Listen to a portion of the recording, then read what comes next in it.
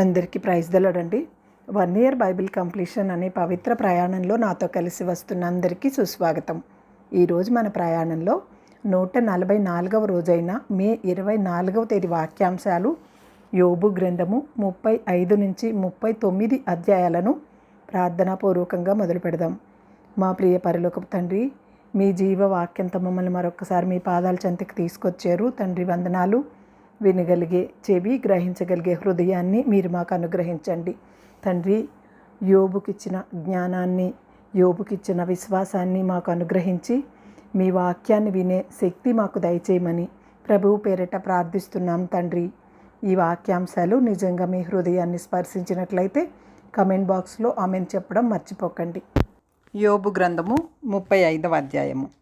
మరియు ఏలీహు ఇలాగ ప్రత్యుత్తరమిచ్చెను, నేను పాపము చేసిన ఎడల నాకు కలిగిన లాభము కన్నా నా నీతి వలన నాకు కలిగిన లాభమేమి, అది నీకు ప్రయోజనమేమి అని నీవు చెప్పుచున్నావే. ఇదే న్యాయమని నీకు తోచినదా? దేవుని నీతి కన్నా నీ నీతి ఎక్కువని నీవు అనుకొనుచున్నావా? నీతోనూ నీతో కూడనున్న నీ సహవాసులతోనూ నేను వాదమాడెదను. ఆకాశము వైపు నిదానించి చూడుము, నీకన్నా ఉన్నతమైన ఆకాశ విశాలముల వైపు చూడుము. నీవు పాపము చేసినను ఆయనకు నీవేమైనా చేసితివా? నీ అతిక్రమములు విస్తరించినను ఆయనకు నీవేమైనా చేసితివా? నీవు నీతిమంతుడివైనను ఆయనకు నీవేమైనా ఇచ్చుచున్నావా? ఆయన నీ చేత ఏమైనను తీసుకొనునా? నీ వంటి మనుష్యునికే నీ చెడుతనపు ఫలితము చెందును, నరునికే నీ నీతి ఫలము చెందును.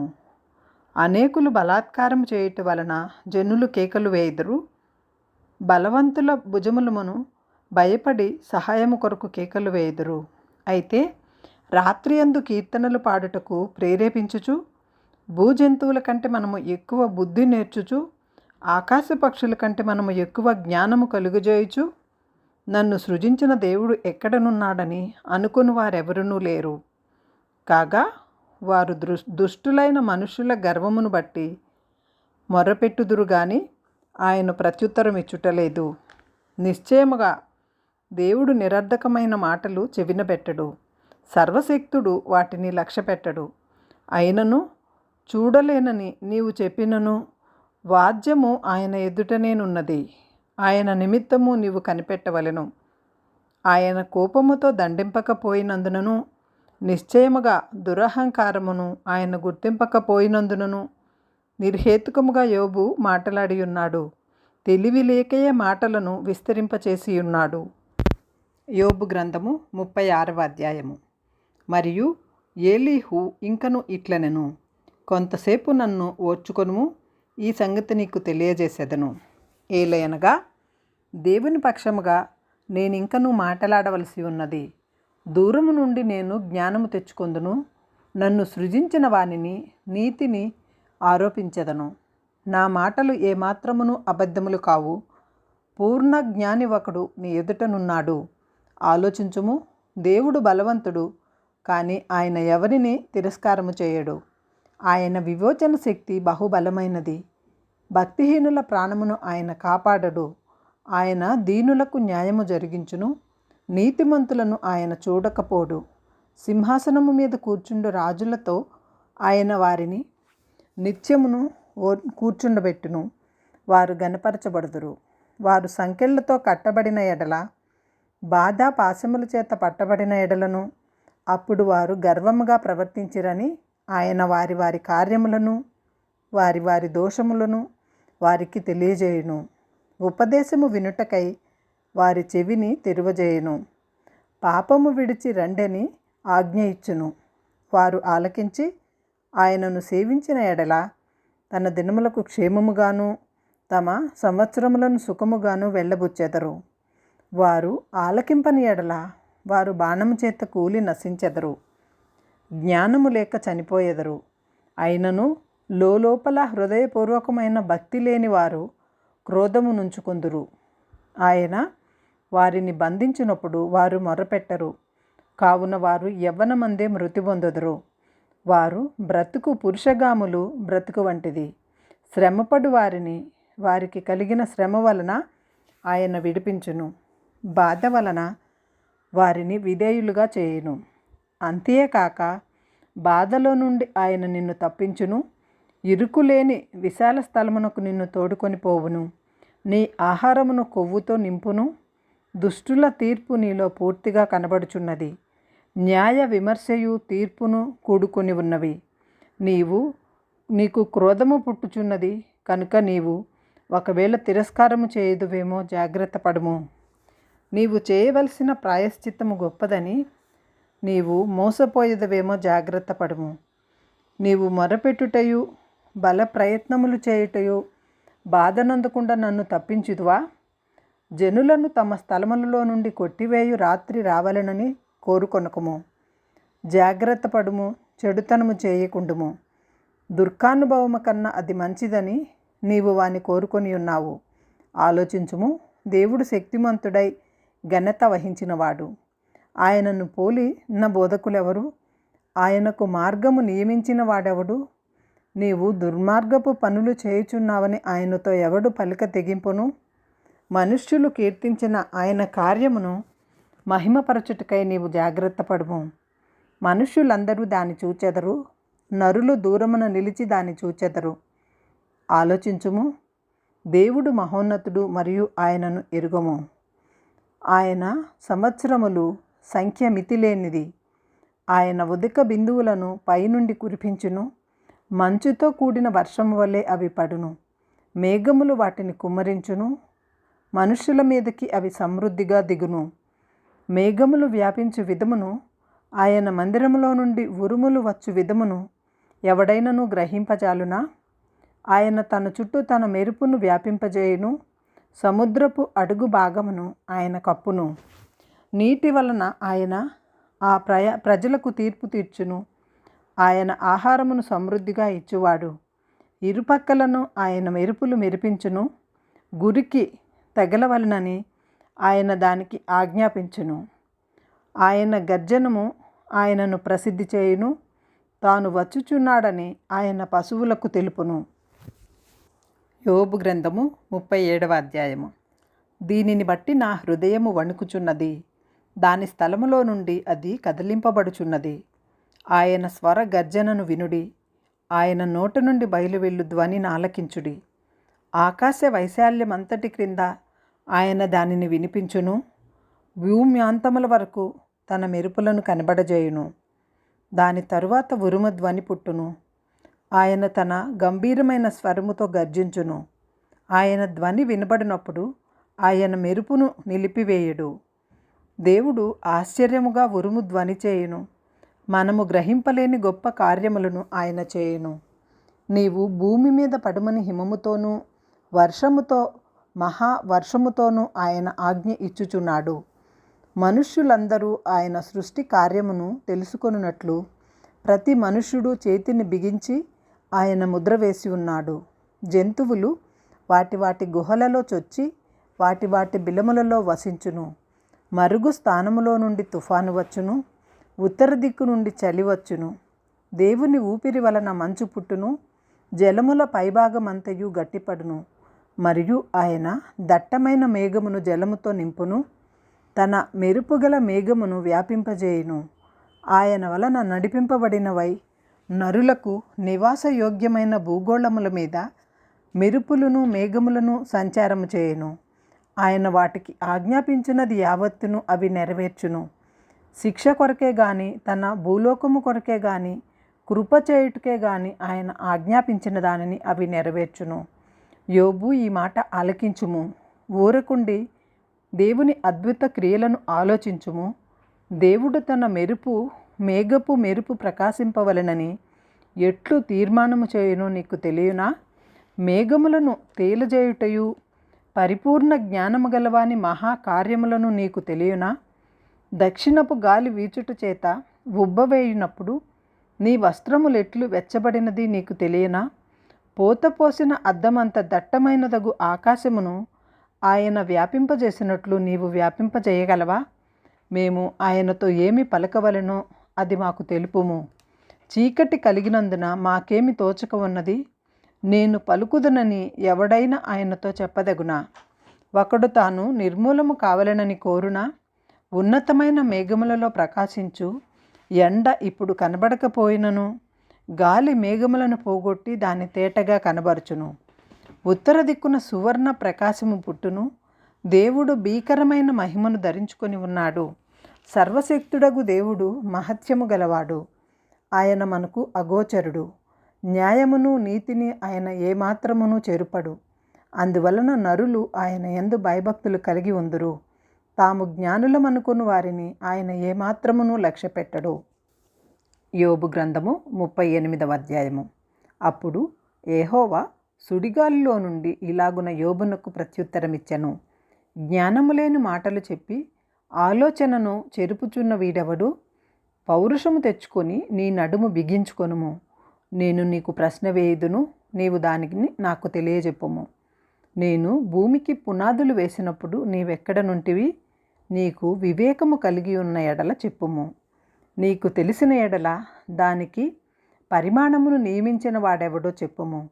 దాని మీద పరిమాణపు కొల వేసిన వాడెవడో చెప్పుము. దాని స్తంభముల పాదులు దేనితో కట్టబడినవో చెప్పుము. ఉదయ నక్షత్రములు ఏకముగా కూడి పాడినప్పుడు దేవదూతలందరూ ఆనందించి జయధ్వనులు చేసినప్పుడు దాని మూలరాతిని వేసిన వాడెవడు? సముద్రము దాని గర్భము నుండి పొర్లిరాగా తలుపుల చేత దానిని మూసిన వాడెవడు? నేను మేఘమును దానికి వస్త్రముగాను గాఢాంధకారమును దానికి పొత్తిగుడ్డగాను చేసినప్పుడు నీవుంటివా? దానికి సరిహద్దు నియమించి దానికి అడ్డగడియలను తలుపులను పెట్టించినప్పుడు నీవు ఇంతవరకే గాని మరి దగ్గరకు రాకూడదనియు, ఇక్కడనే నీ తరంగములు పొంగు అణపబడుననియు నేను చెప్పినప్పుడు నీవుంటివా? అరుణోదయము భూమి మీద దిగంతముల వరకు వ్యాపించినట్లు అది దుష్టులను తనలో నుండకుండా దులిపివేయినట్లును నీవెప్పుడైనా ఉదయమునకు కలుగజేసితివా? అరుణోదయమును దాని స్థలమును తెలిపితివా? ముద్ర వలన మంటికి రూపము కలుగునట్లు అది పుట్టగా భూముఖము మార్పునందును. విచిత్రమైన పనిగల వస్త్రము వలె సమస్తమును కనబడును. దుష్టుల వెలుగు వారి వద్ద నుండి తీసివేయబడును. వారెత్తిన బాహువు విరగొట్టబడును. సముద్రపు ఊటలోనికి నీవు చొచ్చితివా? మహాసముద్రము అడుగున నీవు సంచరించితివా? మరణ ద్వారములు నీకు తెరవబడినా? మరణాంధకార ద్వారములను నీవు చూచితివా? భూమి వైశాల్యత ఎంతో నీవు గ్రహించితివా? నీకేమైనా తెలిసిన ఎడల చెప్పుము. వెలుగు నివసించు చోటునకు పోవు మార్గమేది? చీకటి అను దాని ఉనికి పట్టు ఏది? దాని సరిహద్దునకు నీవు వెలుగును కొనిపోదువా? దాని గృహమునకు పోవు త్రోవలను నీవెరుగుదువా? ఇదంతయు తెలిసి ఉన్నది కదా. నీవు బహువృద్ధుడవు. నీవు అప్పటికి పుట్టి ఉంటివి. నీవు హిమము కంటే విధులలోనికి చొచ్చితివా? ఆపత్కాలము కొరకు, యుద్ధము కొరకు, యుద్ధ దినముల కొరకు నేను దాచి ఉంచిన వడగండ్ల నిధులను నీవు చూచితివా? వెలుగు విభాగింపబడి చోటికి మార్గమేది? తూర్పు గాలి ఎక్కడ నుండి వచ్చి భూమి మీద నక్కముక్కలను వ్యాపించును? నిర్మానుష్య ప్రదేశము మీదను జనులు లేని ఎడారిలోని వర్షము కురిపించుటకును, పాడైన ఎడారిని తృప్తిపరచుటకును, లేత గడ్డి మొలిపించుటకును, వరద నీటికి కాలువలను, ఉరుములోని మెరుపునకు మార్గమును నిర్ణయించువాడెవడు? వర్షమునకు తండ్రియున్నాడా? మంచు బిందువులను పుట్టించువాడెవడు? మంచు గడ్డ ఎవని గర్భములో నుండి వచ్చును? ఆకాశము నుండి దిగు మంచును ఎవడు పుట్టించును?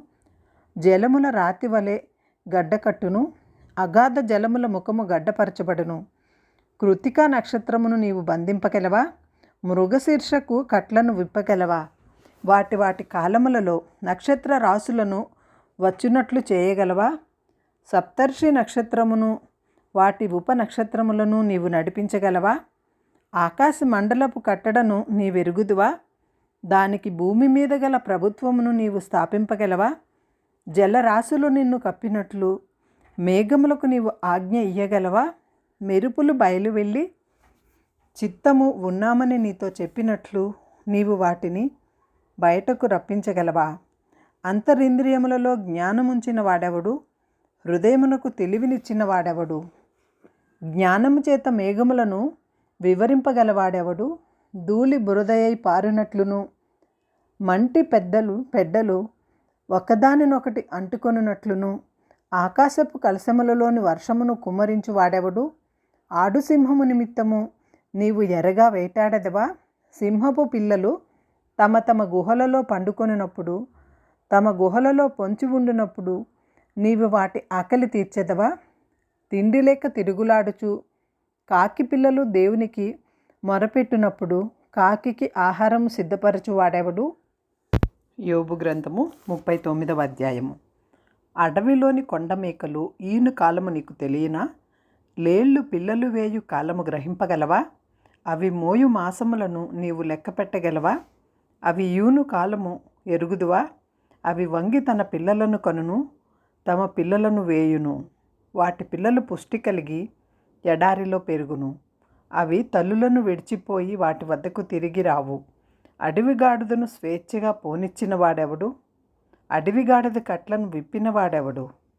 నేను అరణ్యమును దానికి ఇల్లుగాను, ఉప్పు పర్రను దానికి నివాస స్థలముగాను నియమించితిని. పట్టణపు కోలాహలమును అది తిరస్కరించును, తోలువాని కేకలను అది వినదు. పర్వతముల పంక్తియే దానికి మేత భూమి. ప్రతి విధమైన పచ్చని మొలకను అది వెతుకును. గురుపోతు నీకు లోబడుటకు సమ్మతించునా? అది నీ శాలలో నిలుచునా? పగ్గము వేసి గురుపోతును నాగటి చాటులో కట్టగలవా? అది నీ చేత తోలుబడి లోయలను చదరము చేయనా? దాని బలము గొప్పదని దాని నమ్ముదువా? దానికి నీ పని అప్పగించెదవా? అది నీ ధాన్యమును ఇంటికి తెచ్చి నీ కళ్ళ మందున్న ధాన్యమును కూర్చునని దాన్ని నమ్ముదువా? నిప్పుకోడి సంతోషం చేత రెక్కలను ఆడించును. రెక్కలను వెంట్రుకలను దానికున్నందున అది వాత్సల్యము కలదిగానున్నదా? లేదు సుమి. అది నేలను దాని గుడ్లను పెట్టును, ధూళిలో వాటిని కాచును. దేని పాదమైన వాటిని త్రొక్కి వచ్చునైన ఎడల అడవి జంతువు వాటిని చితకదొక్క వచ్చునైన ఎడల అనుకొనకనే ఉన్నది. తన పిల్లలు తనవి కానట్లు వాటి ఎడల అది కాఠిన్యము చూపును. దాని కష్టము వ్యర్థమైనను దానికి చింత లేదు.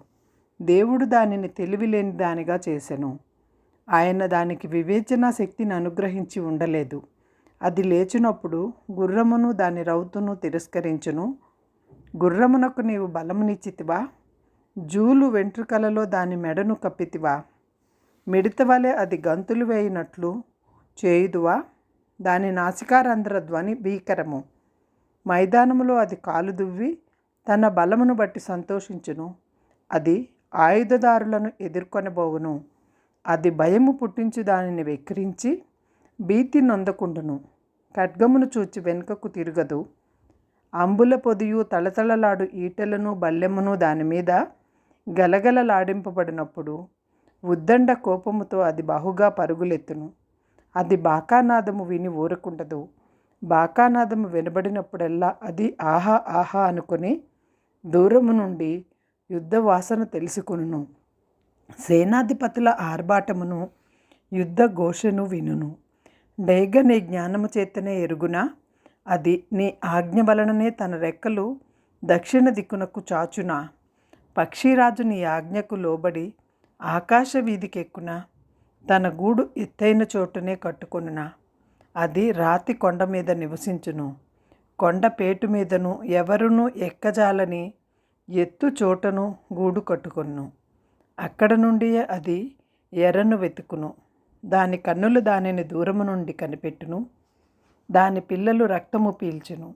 హతులైన వారు ఎక్కడ నుందురో అక్కడనే అది ఉండును.